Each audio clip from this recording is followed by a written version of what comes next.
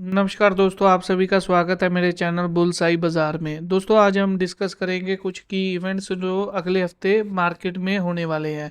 तो उनमें से कुछ इवेंट है, जैसे एक तो सेंट्रल बैंक, जो यूएस का सेंट्रल बैंक है, उसकी इंटरेस्ट रेट के रिगार्डिंग मीटिंग है।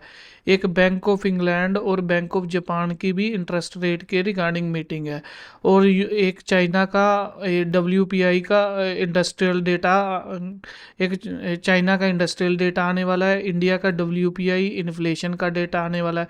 तो ये सारे इवेंट्स हम वन बाय वन डिस्कस करेंगे आगे अपनी वीडियो में।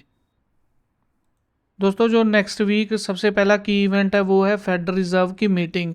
फेडरल रिजर्व यूएस का सेंट्रल बैंक है, जैसे हमारे आरबीआई है, तो उसकी मीटिंग है।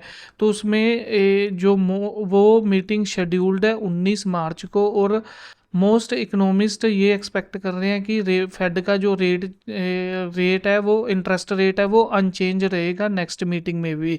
और अगली चीज़ जो उसमें देखने वाली है, जेरोम पावेल जी की कमेंट्री। वो इकोनॉमी के बारे में क्या कह रहे हैं, इन्फ्लेशन, जॉब डेटा के बारे में क्या आउटलुक देते हैं। और जो सबसे इम्पोर्टेंट चीज़ है वो देखने वाली होगी कि वो rate cut further, future rate cut की ट्रजेक्टरी के बारे में क्या बता रहे हैं।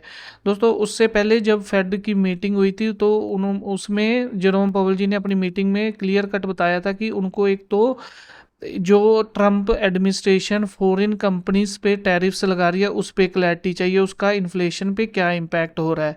सेकंड, उनको ट्रम्प की इकोनॉमिक पॉलिसीज़ जो आ रही हैं उन पे क्लैरिटी चाहिए, ताकि वो अपनी फर्दर इंटरेस्ट रेट को कट करने का डिसीजन ले सके। तो इन चीज़ों की क्लैरिटी होने पर ही वो अपना फर्दर डिसीजन लेंगे to cut the interest rate.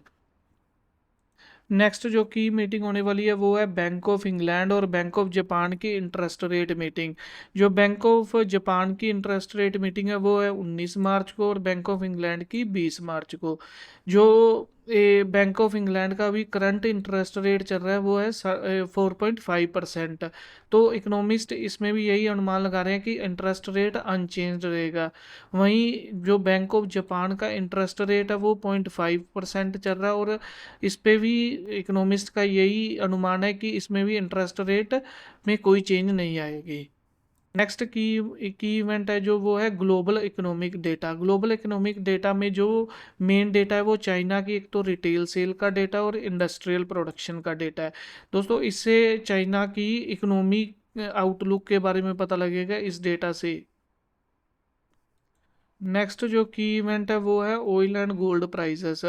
जो दोस्तों, हमें पता है हाल फिलहाल में ब्रेंट क्रूड के प्राइस डिक्रीज हो रहे थे, तो उसमें मार्जिनली हमें रीबाउंड देखने को मिला था। वो रीबाउंड इसलिए देखने को मिला था, एक तो ईरान और रशिया पे सैंक्शंस लगे थे। सैंक्शन लगने से क्या है, क्योंकि ये ऑयल, ईरान और रशिया दोनों ही ऑयल प्रोड्यूसिंग कंपनीज है, तो कंट्रीज हैं, तो इसमें क्या है, ऑयल की जो सप्लाई है मार्केट में कम होती है, तो उसकी वजह से रीबाउंड देखने को मिला था। सेकंड जो फैक्टर था रीबाउंड होने का वो ये था कि जो यूक्रेन और रशिया की वार के एंड होने के होप थे, वो आसार अब कम होते दिखाई दे रहे हैं, तो उसकी वजह से भी रीबाउंड देखने को मिला था। तो अब अगला इवेंट जो इसमें देखने वाला होगा वो ये है कि जो 30 डे सीज फायर था जिस पे यूक्रेन ने अपनी हाँ भर दी थी, उस पे क्या डिसीजन आता है। अगला जो की इवेंट है वो है इंडिया इंडिया का डब्ल्यूपीआई का डेटा। डब्ल्यूपीआई क्या होता है, होलसेल प्राइस इंडेक्स। तो होलसेल प्राइस इंडेक्स क्या होता है, जो गुड्स हमारी फैक्ट्री से निकलते हैं तो उसको बोलते हैं होलसेल प्राइस इंडेक्स। तो दोस्तों, मान लो वो पहले वो प्राइस था 10,000, तो आज वो 12,000 हो गया, तो होलसेल प्राइस इंडेक्स इन्फ्लेशन उस बढ़ जाएगी क्योंकि प्राइस इंक्रीज हो गया। वहीं अगर वो डिक्रीज होता है प्राइस 10,000 से 8,000, तो होलसेल प्राइस इंडेक्स की इन्फ्लेशन डिक्रीज होती है। ऐसे ही जैसे अब एक होती है सीपीआई, सेम ही। सीपीआई क्या होता है, जो प्राइस पे हमें गुड्स मिलते हैं उसको सीपीआई मेजर करता है। मान लो वो चीज़ हमें पहले 100 रुपये की मिल रही थी, आज वो 110 होगी, तो सीपीआई इन्फ्लेशन बढ़ जाएगी।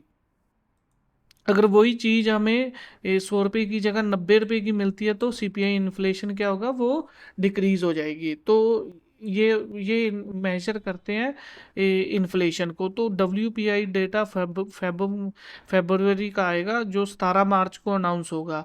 तो उसमें ये अनुमान लगाया जा रहा है कि उसमें थोड़ी सी इंक्रीज देखने को मिल सकती है। अगली चीज़ जो मेजर देखने वाली होगी foreign exchange reserves. Foreign exchange reserves क्या होता है? जो RBI फॉरेन रिजर्व्स अपने पास होल्ड करके रखता है।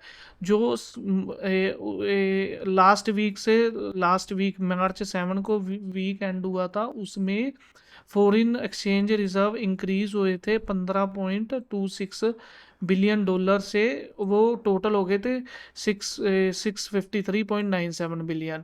तो अभी का जो फॉरेन पिछला हफ्ता है 14 मार्च का, उसका डेटा आएगा 21 मार्च को। तो उसमें देखने वाला होगा कि उसमें कितना इंक्रीज या डिक्रीज आता है फॉरेन एक्सचेंज रिजर्व्स में। एंड अदर की इवेंट जो देखने वाला है, जो सभी को पता है दोस्तों, वो है FYIs का डेटा। अगर हम लास्ट वीक की एक्टिविटी देखें तो लास्ट वीक FYIs ने 5700 करोड़ की नेट सेलिंग की थी, ठीक है। वहीं DIIs ने 5500 करोड़ की बाइंग की थी। तो अब हम टिल डेट मार्च के महीने में जो FYIs की नेट सेलिंग है वो है 21,000 और DIIs की 26,000 करोड़।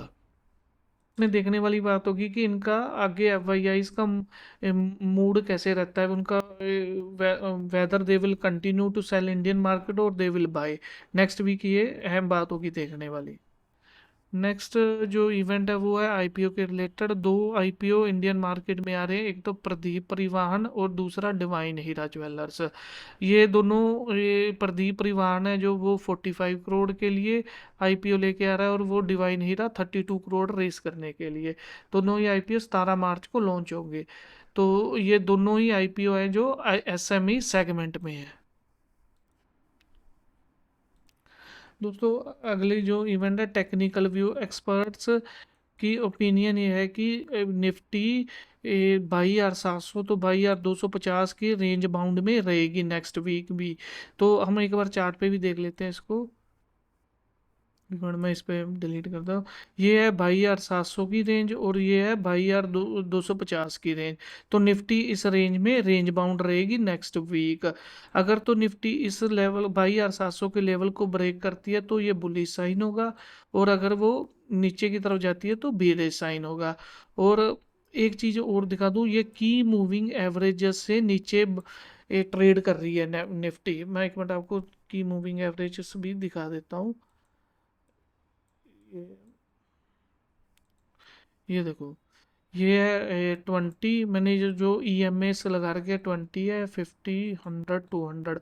तो ये सभी की मूविंग एवरेज से नीचे ट्रेड कर रही है। तो ये भी एक बियरिश सिग्नल है मार्केट के लिए।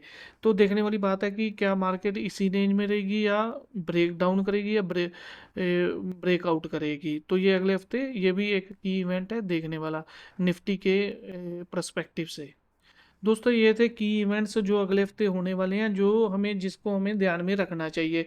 तो ये मेरा पर्पज़ रहेगा, हर हफ्ते मैं आपके साथ ये डिस्कस करूं ताकि आपको की इवेंट्स के बारे में पता लगता रहे, और आपको थोड़ा थोड़ा आइडिया रहता होता रहे भी इनमें एक्चुअली में चल क्या रहा है और ये हमारी मार्केट को कैसे इफेक्ट करते हैं।